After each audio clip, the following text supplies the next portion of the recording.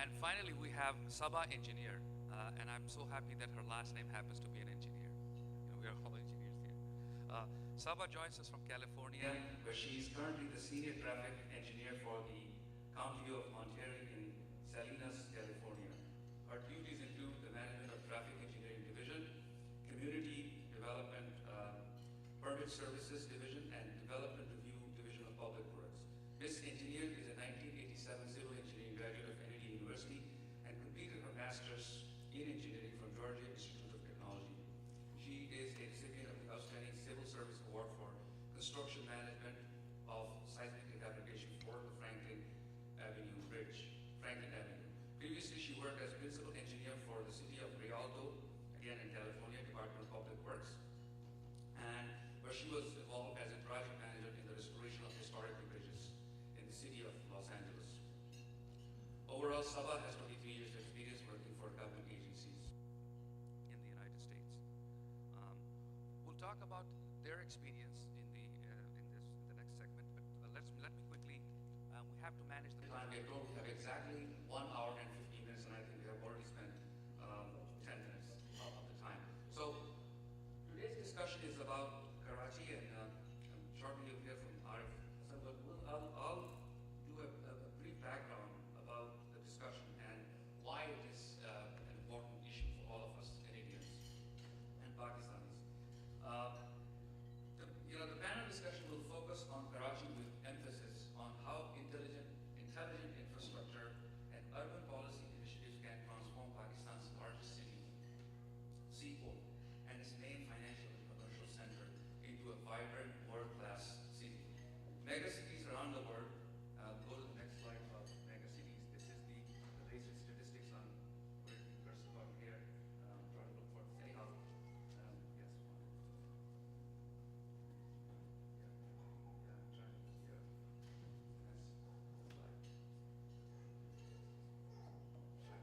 This is a little statistics about the growing megacities in the world. You can see that Karachi is number 1, and this is the latest. It's all in the internet. Fastest growing city in the last 10 years. 80% growth. The population, according to this, is almost like 21 million, and the rest of the 10 cities, as you can see, the list goes. Population is growing crazy, staggering growth of population, and in megacities around the world, as I was speaking, particularly in the developing world, are experiencing massive demographic shifts as the economic value of rural, agrarian, subsistence economy declines, and value-added manufacturing and other services sector economies becomes the dominant contributor to a city's or a nation's wealth. Core elements that drive a city's economic innovation are human capital, infrastructure, and industry. Cities embody concentration of population and agglomeration of network of innovative individuals and firms, talented workforce, and risk-taking entrepreneurs. Growing megacities continue to bring a large migration of rural population into cities and push the limits of cities' capacity to provide basic infrastructure facilities to all. Successful cities, however, generally have managed to integrate, by and large, such diverse populations into their economy by having intelligently planned and executed major infrastructure projects, including massive public transportation, mass transit, water and wastewater, and major public housing projects in the shortest amount of time, and thereby turning these cities into economic dynamic. Cities in general represent a large percentage of country's GDP, gross domestic product, and the resulting economic development generated extends opportunities to large groups of poor people in the cities. And it certainly helps to integrate the massive human resources, including no-skill or low-skill wage earners, to become part of the city economy. It sounds too idealistic? Not really. Take the case of major cities in China. By virtue of, and some of them are listed right there, as you can see. Shenzhen is the next city in that list of the growing, fastest growing mega cities. So, by virtue of massive infrastructure investment in the past decades, these Chinese cities, half a dozen of them, have changed the dynamics of the economy dramatically and for the better. And China plans to move another 250 million people into new cities in just 11 years. Now let's come to Karachi. The estimated population is 23.5 million, the third largest city in the world based on population within the limits in Karachi's most populous within the city limits. And according to Forbes magazine, Karachi is currently leading the developing world in population growth, as I just said earlier. Karachi is Pakistan's main seaport, and financial center, and truly the center of its economy.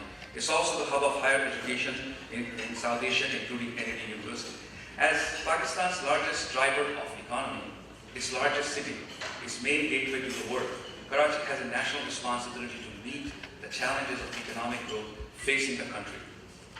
The economic and sociological development of Pakistan and Karachi are intimately linked, and the hopes and expectations for prosperity requires this city to position itself accordingly. The demographics are staggering. The city population has increased tenfold in the past 60 years. Since independence, patterns of migration, while generally strengthening the city's labor skill pool, has also created a melting pot of every diverse ethno-linguistic groups. The city's population is growing at 5% a year, and estimated 45,000 immigrants, migrant workers are coming to the city every month from different parts of Pakistan. There are 539 squatter settlements or Kachiawadi slums with no basic infrastructure services such as clean water, sewer, power, or connectivity to public transportation. About 45 to 50% of total population of Karachi lives in these slums or poverty-stricken areas, and that's a lot of the total population of the city. 45 to 50% is stricken areas where the unemployment is excessively high, and a large number of people live off under $3 a day. This uncontrolled growth and scale and size of Kachiawadi's, particularly during the past 2 decades, have created a powerful land mafia as land has become gold. The resulting political strife has exacerbated governance and is a major factor in a general environment of violence and political strife, violence and insecurity throughout the city. So what's the potential for turning things around with the needed infrastructure investment? Our special guest and lead panel member, Arif, will talk about the city. So without further ado, I'd like to hand over William to Arif.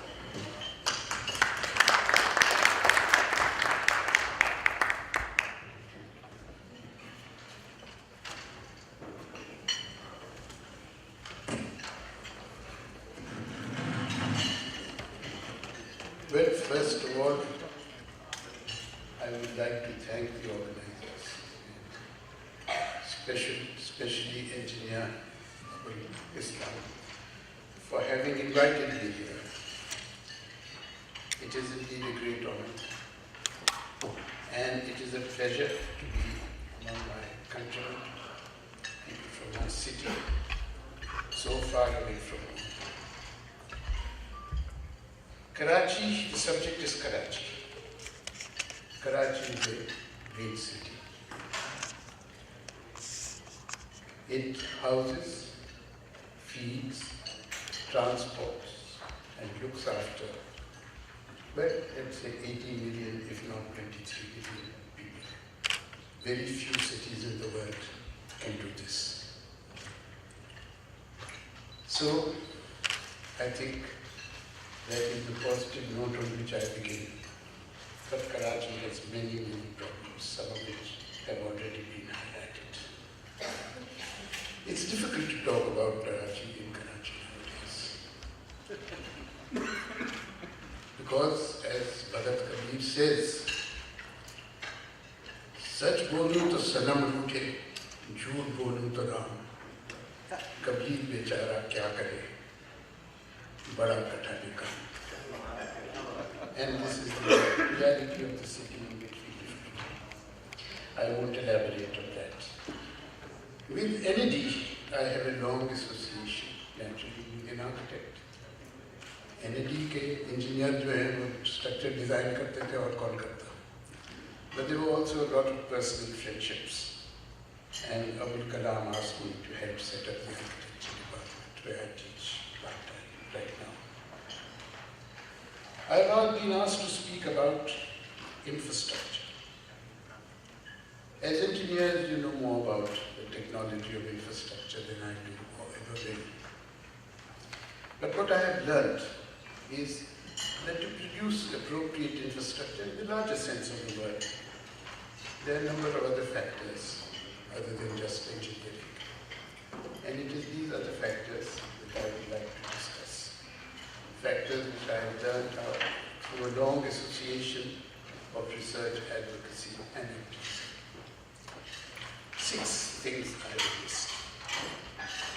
One is an understanding of ground realities.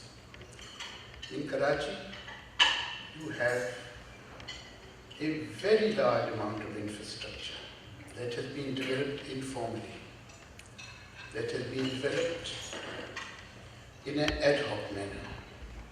It is already there. This infrastructure, billions of government, community, and informal developers and formal developers, money has gone into developing this infrastructure.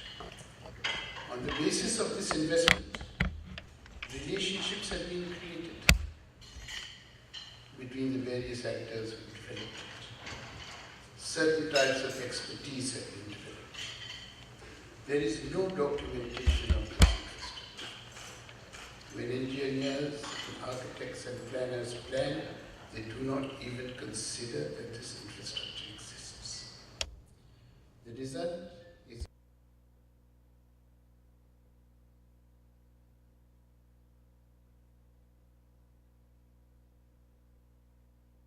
plans or development plans have never been implemented. They've come to a grinding halt. It is because of this clash that the Liadi Expressway remains incomplete even after 9 years. Now they are saying it was not required. It was an ad hoc decision. Also, the CNG buses project of the city government doesn't function, has to be abandoned.